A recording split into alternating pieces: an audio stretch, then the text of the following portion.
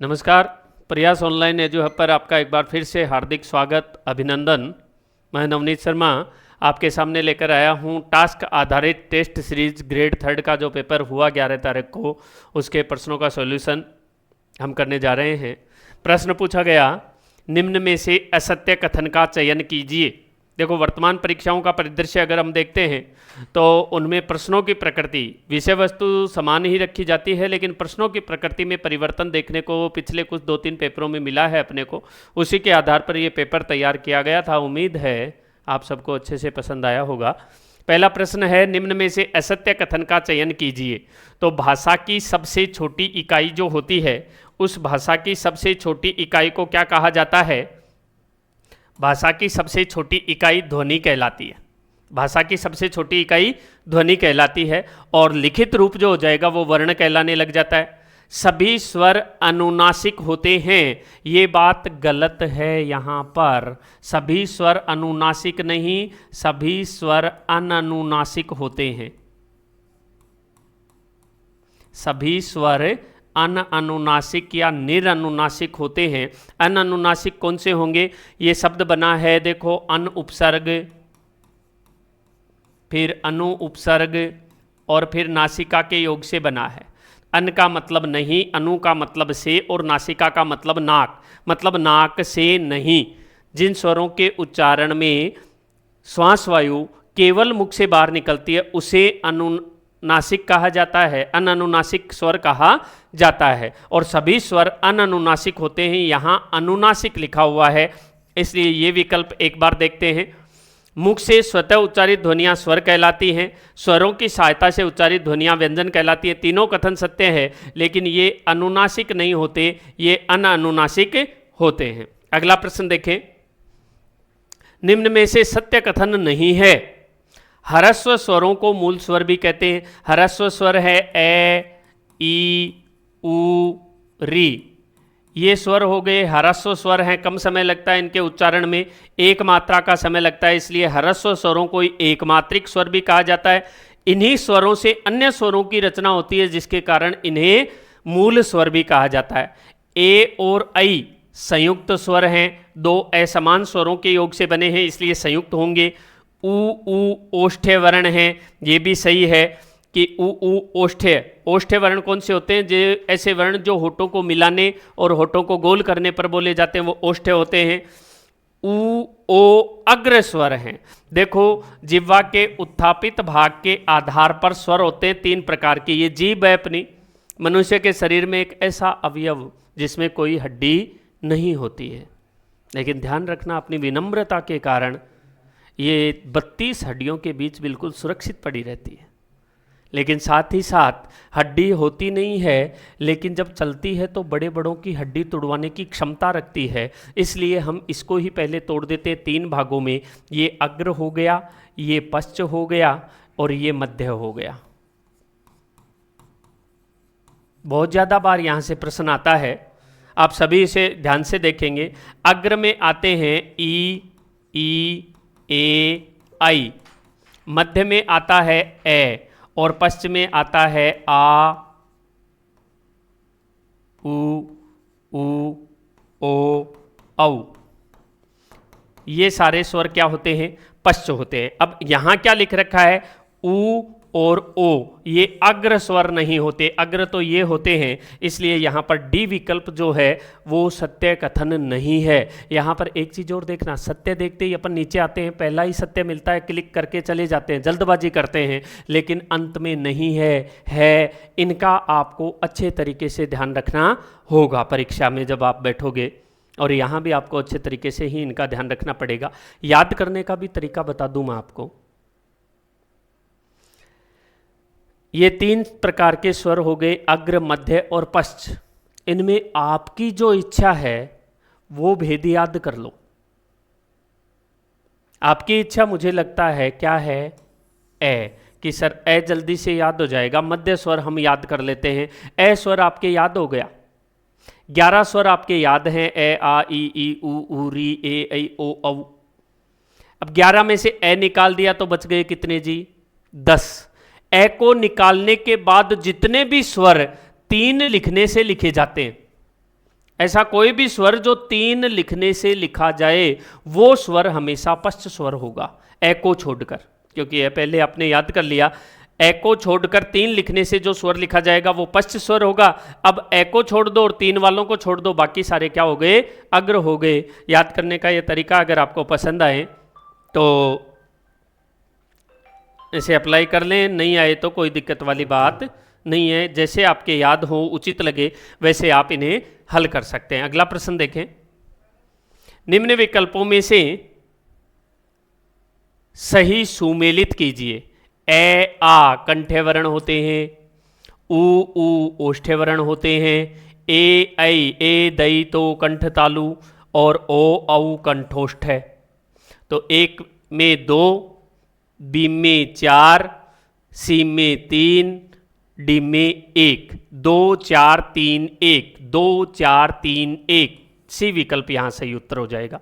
अगला प्रश्न देखें, निम्न में से असत्य कथन नहीं है। जिन स्वरों के उच्चारण में मुख सबसे कम खुलता है उन्हें संवृत्त स्वर कहते हैं। बिल्कुल सत्य है ये तो। जिन स्वरों के उच्चारण में श्वास वायु मुख से बाहर निकलती है उन्हें अनुनासिक स्वर कहते हैं। जिन श्वास वायु मुख से बाहर निकलती है उन्हें अनुनासिक नहीं कहते हैं, उन्हें अननुनासिक कहते हैं। अननुनासिक, अभी पहले प्रश्न में भी आपको ये बात मैंने बताई थी। नाक और मुख दोनों से बाहर निकलते तो अनुनासिक हो जाता। स्वर के साथ अनुस्वार का प्रयोग करने पर स्वर अनुनासिक हो जाते हैं ना। स्वर के साथ चंद्र बिंदु का प्रयोग करोगे तो अनुनासिक होंगे। चंद्र बिंदु का प्रयोग, अनुनासिक कौन से होंगे, नाक और मुख दोनों से बाहर निकले। जैसे आंख, आंख में आ स्वर के ऊपर चंद्र बिंदु लगाते ही स्वर नाक से भी बाहर निकलने लगा और मुंह से भी निकल रहा है, इसलिए यह भी गलत है। स्वरों का वर्गीकरण 2 आधारों पर किया जाता है, बिल्कुल गलत बात है। स्वरों का वर्गीकरण 5 आधारों पर किया जाता है। अब प्रश्न क्या पूछा, असत्य कथन नहीं है, तो ये असत्य हो गया, ये असत्य हो गया, ये असत्य हो गया, ये असत्य नहीं, ये सत्य कथन माना जाएगा। अगला प्रश्न देखें, निम्नलिखित में से सही सुमेलित नहीं है। क ए है कंठे वर्ण होते हैं, अकु है विसर्जनीया नाम कंठ है।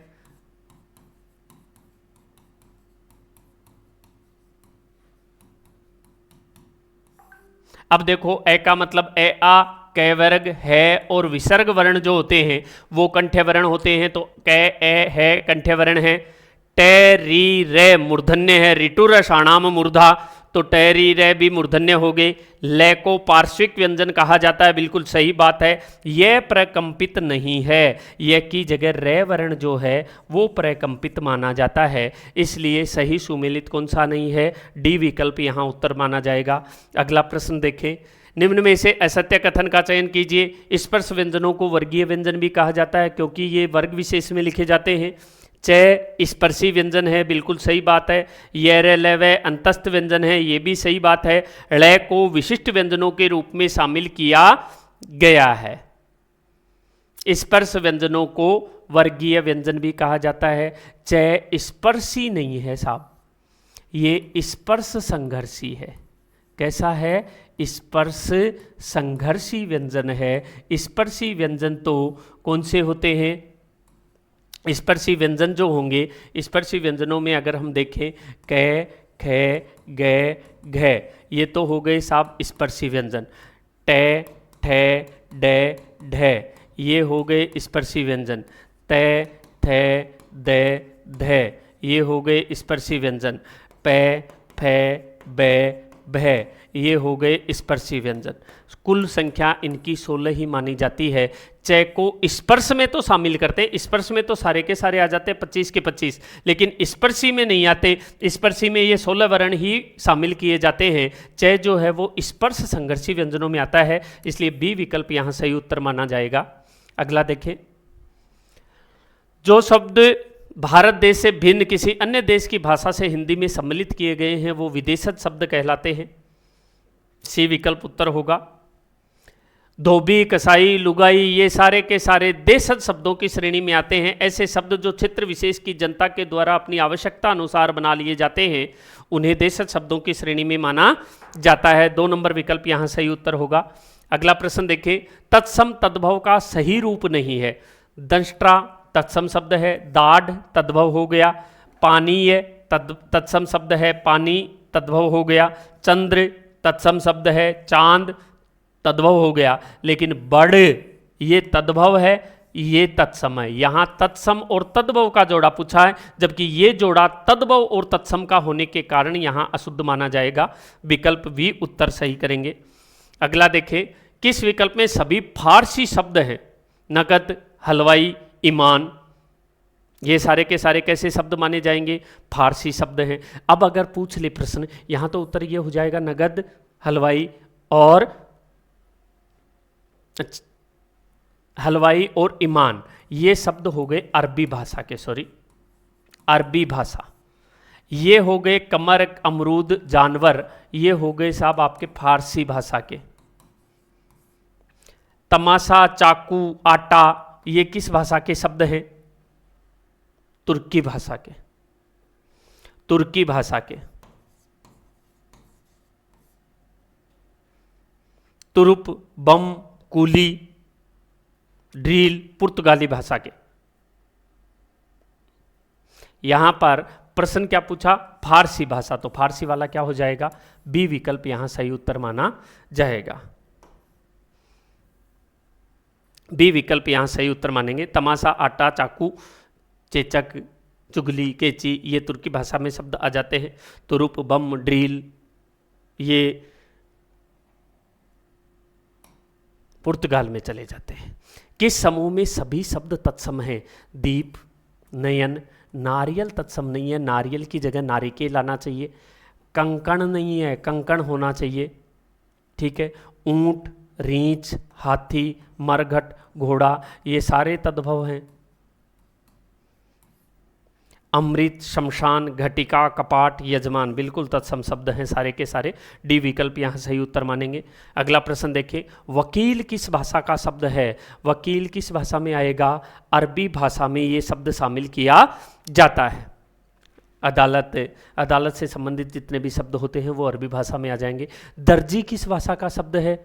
दर्जी, दीवार, फारसी भाषा के अंतर्गत शामिल किए जाते हैं, तो ये फारसी भाषा में सही उत्तर माना इसका जाएगा। अगला प्रश्न देखें, जे रहीम गति दीप की कुल कपूत गति सोए, बारे उजियारो करे बढ़े अंधेरो होए। बारे शब्द कैसा शब्द है? तो देखो, कोई भी शब्द अगर वाक्य में प्रयोग हम करते हैं और अलग अलग संदर्भ में अलग अलग अर्थ देता है, तो वहाँ उसे व्यंजक शब्द माना जाता है। यहाँ बारे का मतलब जलना, दीप के संदर्भ में अर्थ आएगा जलना, ठीक है। और बारे का मतलब जन्म लेना, पैदा होता है बच्चा, बच्चे के संदर्भ में तो इसका हो जाएगा जन्म लेना, और दीपक के संदर्भ में हो जाएगा जलना, इसलिए व्यंजक शब्द यहाँ सही उत्तर माना जाएगा। अगला प्रश्न देखें, किस विकल्प में सभी शब्द फारसी भाषा के हैं? कमीज, कमरा, गमला, गोभी, चाबी, ये तो किस भाषा के शब्द माने जाएंगे?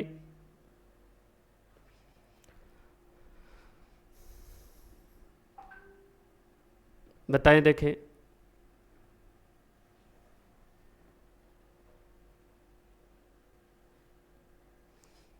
अमरूद, आमदनी, मजदूर, बीमार, जांच, मुहावरा, औरत, हलवाई, ये किस भाषा के अंतर्गत आते हैं? और कैंची, चाकू, ल्हास, बेगम, ये किस भाषा में आएंगे?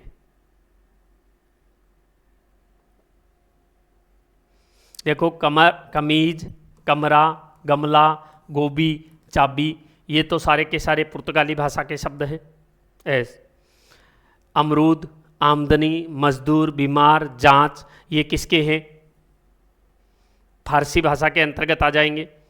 मुहावरा, औरत, हलवाई, नगद, किताब, ये अरबी भाषा के शब्द हैं। कैंची, चाकू, ल्हास, बेगम, बहादुर, ये किस भाषा के शब्द हैं? अभी हमने एक भाषा का शब्द और देखा था, तुरुप, बम, ड्रिल, डच भाषा के शब्द हैं। ये किस भाषा के हैं? डच के। अब यहां अगर देखते हैं तो ये हो गए पुर्तगाली के, यहाँ अगर देखते हैं तो ये हो गए फारसी के, ये हो गए अरबी भाषा के, और ये हो जाते हैं तुर्की भाषा के। ठीक है। अब प्रश्न चाहे एक ही विकल्प से, देखो ये प्रश्न पत्र आपको बहुत ज़्यादा काम आने वाला है। अगर आप एक ही प्रश्न से 3-3, 4-4 प्रश्न बनाते हैं तो यहाँ पर आपको 70 के बजाय 280, 250 प्रश्न मिल सकते हैं। अगर प्रश्न फारसी वाला पूछ रहा है तो 2 नंबर उत्तर सही कर देंगे। साहब फारसी नहीं पूछा, पुर्तगाली पूछ लिया तो क्या होगा, अरबी पूछ लिया तो क्या होगा, तुर्की पूछ लिया तो क्या होगा। तो ये आपके दिमाग में सारी बातें होनी चाहिए। निम्न में से सभी शब्द तत्सम हैं। अर्ध, आश्चर्य, इतवार नहीं होता, आदित्यवार होता है। अमावस नहीं होता, अमावस्या होता है। अक्षी, इक्षु, रिक्ष, कुक्षी, कक्ष बिल्कुल सही है। और ये सारे के सारे क्या हैं, तद्भव हैं। अगला प्रश्न देखें। निम्न में से रूसी भाषा का शब्द है, तो रूसी भाषा का शब्द यहां पर क्या होगा, बुजुर्ग। बुजुर्ग विकल्प यहां सही उत्तर माना जाएगा। अगला देखें। निम्न में से तद्भव शब्द नहीं है। अजीर्ण, पत्ता, निपुण, अधिवेशन। तो अधिवेशन यहां पर तत्सम शब्द है, तद्भव शब्द नहीं है। ये अजीर्ण हो जाएगा, ये पत्र हो जाएगा, ये निपुण हो जाएगा। अगला देखें। देशज शब्दों का समूह है। बाप, पेट, धड़ाधड़, फटाफट, मुक्का, फर्राटा बिल्कुल सही है, ये देशज हैं। ये फिर अरबी भाषा के आ गए। ये कुश्ती, मलाई, शेर, खून, खुश्क फारसी भाषा के हो गए। ये पुर्तगाली भाषा के शब्द हो गए। तो यहाँ भी देशज, अरबी, फारसी और पुर्तगाली, यहां भी आप 4 प्रश्न बना सकते हैं। किस विकल्प में किस समूह में क्रमशः तत्सम, तद्भव, देशज, विदेशी शब्द है। तो देखो दूर तत्सम होता है, उष्ट्र से ऊंट बना, इसलिए ये क्या हो गया, तद्भव हो गया। खिड़की देशज शब्द है और औरत विदेशज शब्द है। ए विकल्प ही सही हो जाएगा। यहाँ पर इन्हीं के क्रम चेंज किए गए हैं, लेकिन क्रम ये रखना है आपको ध्यान में, इसी क्रम को बनाकर चलेंगे तो ए विकल्प सही उत्तर माना जाएगा। के समूह में सभी शब्द तत्सम हैं। आम्र, शिशु, ज्येष्ठ, आंवला तत्सम नहीं है। आम, आंवला, नींबू, मरघट, रीछ, ऊंट ये सारे के सारे तद्भव हैं। श्रावण, श्रेष्ठी, शाटिका, अम्लिका, सूर्य बिल्कुल सही है, ये तत्सम है। और ये सारे के सारे विदेशज हैं। अगला प्रश्न देखें। निम्न में से तद्भव शब्द कौन सा है।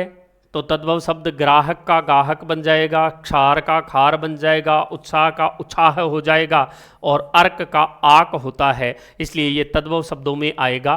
बाकी सब तत्सम शब्द हैं। अगला प्रश्न। निम्न में से विदेशी या विदेशज शब्द कौन सा है। तो चाचा विदेशज शब्द है और विदेशज में भी ये तुर्की भाषा का शब्द है। निम्न में से असुमेलित विकल्प का चयन कीजिए। अमृत तत्सम शब्द है, बिल्कुल सही है। बाप विदेशज नहीं देशज है। अमावस तत्सम शब्द है, खचाखच देशज शब्द है। बी विकल्प यहाँ सही उत्तर रहेगा। अगला देखें। निम्न में से जापानी भाषा से गृहीत शब्द क्या है। जापान से क्या आया भाई बताइए। चिड़िया तो कहाँ से आई, डच से।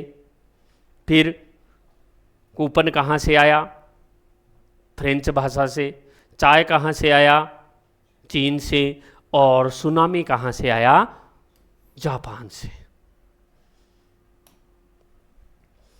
ई स्वर का सही वर्गीकरण है। ई दीर्घ है, अभी आपको बताया था, पश्च भी है।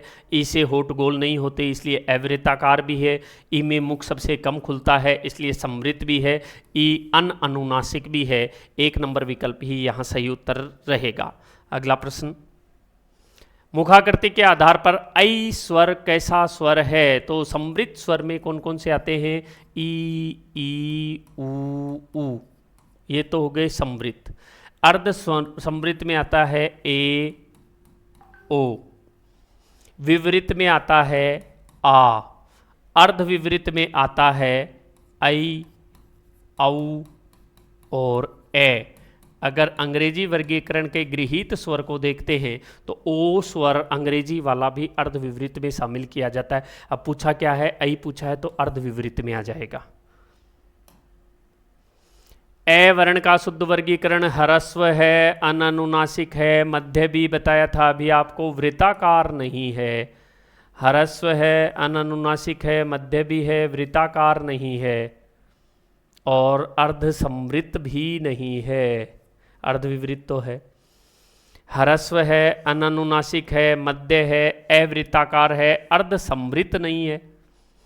ह्रस्व है, अननुनासिक है, मध्य है, अवृत्ताकार है, अर्धविवृत है, इसलिए 4 नंबर विकल्प यहाँ सही उत्तर रहेगा। अगला प्रश्न देखें। च वर्ण का सही वर्गीकरण है, स्पर्श वर्ण है, तालव्य है, अघोष है, अल्प प्राण है, स्पर्श संघर्षी है। बिल्कुल सही बात है। यहाँ पर अगर देखें तो ये महाप्राण नहीं होता, यहाँ पर अगर देखें तो ये सघोष नहीं होता, महाप्राण भी नहीं होता है। अगला देखें। स्वरों का वर्गीकरण 5 आधारों पर अभी आपको बताया था। मात्रा काल के आधार पर, उच्चारण के आधार पर, जिह्वा के उत्थापित भाग के आधार पर या जिह्वा की क्रियाशीलता के आधार पर, होठों की गोलाई के आधार पर और मुखाकृति के आधार पर। अगला प्रश्न। हिंदी वर्णमाला में मूल स्वर कितने हैं? तो हिंदी वर्णमाला में मूल स्वर 4 हैं, ए, ई, ऊ और री।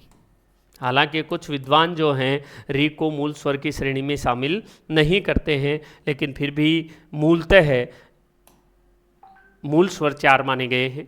जिन स्वरों के उच्चारण में होठ गोलाकार हो जाते हैं उनको सबको पता है, होठ गोलाकार होंगे तो गोल आकृति वृत्त को कहते हैं, वृत्ताकार स्वर कहेंगे उनको। अगला देखें।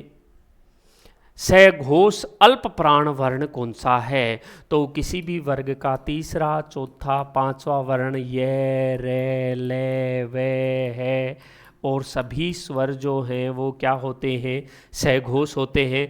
अल्प प्राण में अगर हम देखें तो प्रत्येक वर्ग का पहला, तीसरा और 5वां वर्ण अल्प प्राण होता है। तो तीसरे नंबर का और 5वें वर्ण नंबर का क्रम अगर हम देखते हैं तो तीसरे और 5वें नंबर में कै तो पहला वर्ण आ गया इसलिए गलत ऑप्शन हो गया, 6 दूसरा वर्ण आ गया इसलिए गलत ऑप्शन हो गया, घ चौथा वर्ण आ गया गलत ऑप्शन हो गया। तो तीसरी की श्रेणी में कौन सा है? द, बी विकल्प यहाँ सही उत्तर माना जाएगा। अगला देखें। स्वर तंत्रियों के कंपन के आधार पर हिंदी वर्णमाला में व्यंजनों को कौन से 2 भागों में बांटा जाता है? तो कंपन होता है तो घोष, सघोष, अघोष, सी विकल्प यहाँ सही उत्तर रहेगा। अगला प्रश्न है। ग वर्ण किस वर्ण के योग से बना है? तो जय संयुक्त व्यंजनों में क्षय, त्रय, ग और श्रय, ये 4 संयुक्त व्यंजन माने जाते हैं। क और स के योग से क्षय बना, तय और रे के योग से रे बना, जय और ये के योग से ग बना,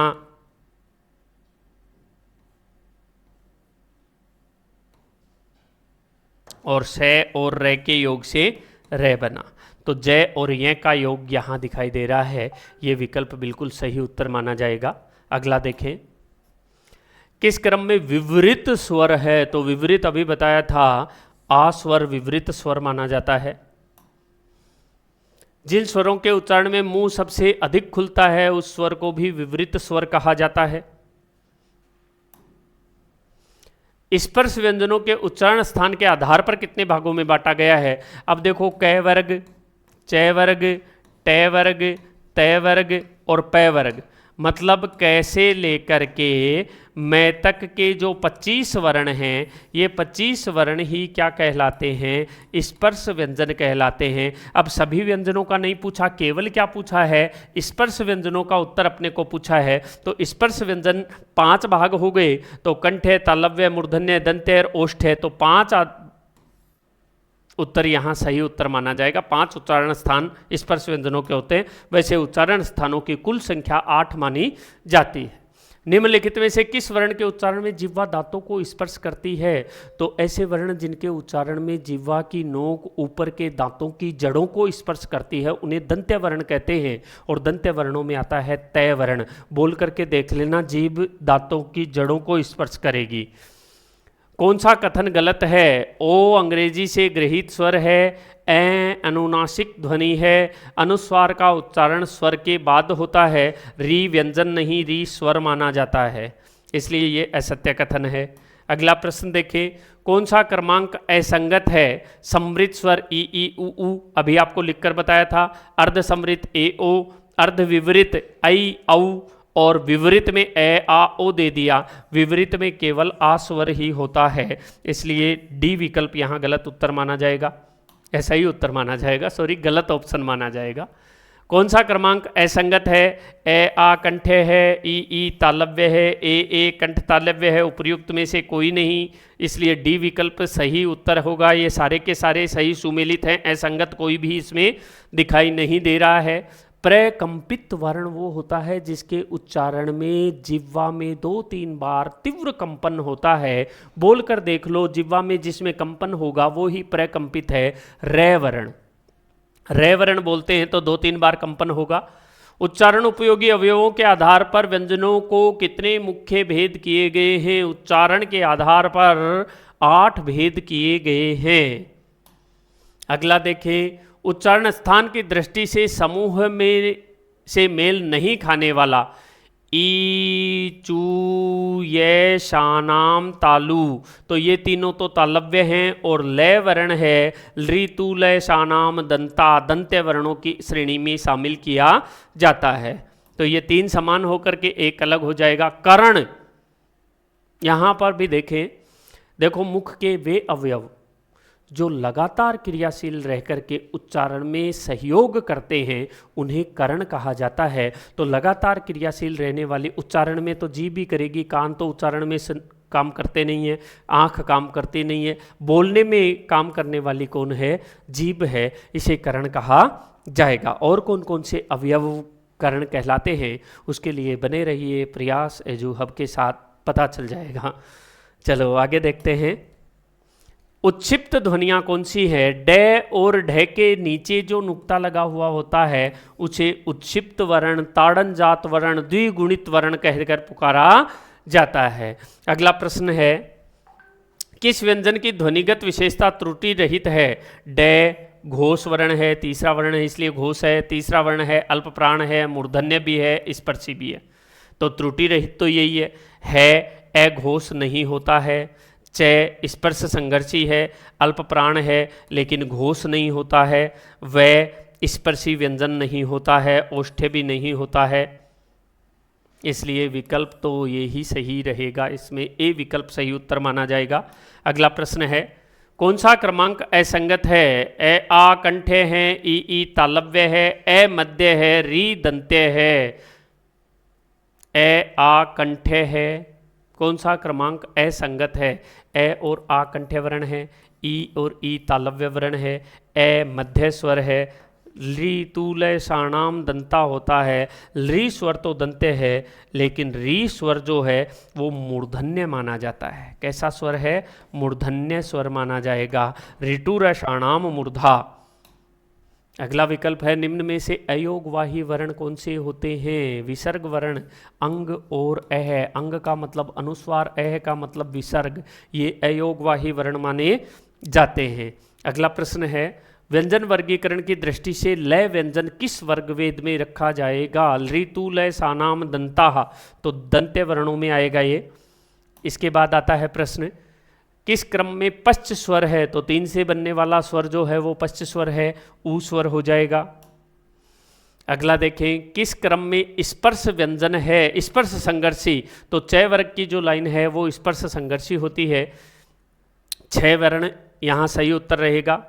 अगला प्रश्न है, द्वित्व का प्रयोग किस शब्द में नहीं हुआ? देखो एक ही वर्ण जब लगातार, एक ही व्यंजन वर्ण जब एक से ज़्यादा बार लिख दिया जाता है, मतलब दोनों बार में बीच में कोई स्वर नहीं होता, तो उस व्यंजन समूह को तो कहते हैं द्वित्व, और अलग अलग व्यंजनों को एक साथ लिख दिया जाता है वो कहलाता है संयुक्त।